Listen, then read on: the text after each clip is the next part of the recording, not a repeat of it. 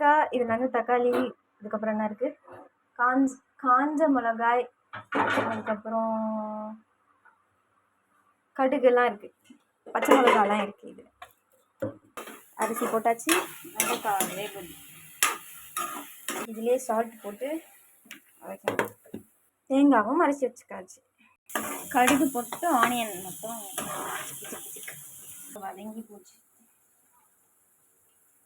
தக்காளி பேஸ்ட் போட்டுட்டு மிளகாத்தூள், குழம்பு மிளகாத்தூள், வெண்டைக்காவை போட்டாச்சு. வாட்டர் ஊற்றலை, அப்படியே முடிச்சு. புளி தண்ணி,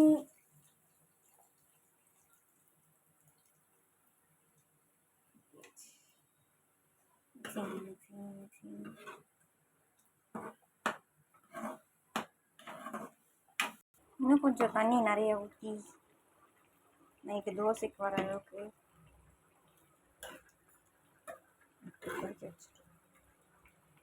க்ளோஸ் பண்ணி கோகோனட் போட்டுட்டு அப்படியே மிக்ஸ் பண்ணி விடணும்.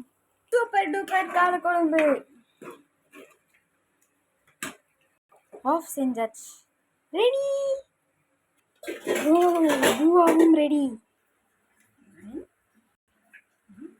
குழம்பு கொஞ்சமாக ஓரமாக போடணுமா, ஓரமாக போடணும். ஓகே, இன்னும் கொஞ்சம் எடுத்து நடுவில் போடணும். Okay done. இது எனக்கான குட். அந்த வெண்டைக்காய் வந்து நல்லா முழுசாக அந்த ஃப்ரை பண்ணி பண்ணதுனால நல்லா கடிச்சு சாப்பிட்ற மாதிரி இருக்குது. இதுவே ஃப்ரை பண்ணாமல் அப்படியே போட்டு வேக வச்சா குழன்னு குழஞ்சி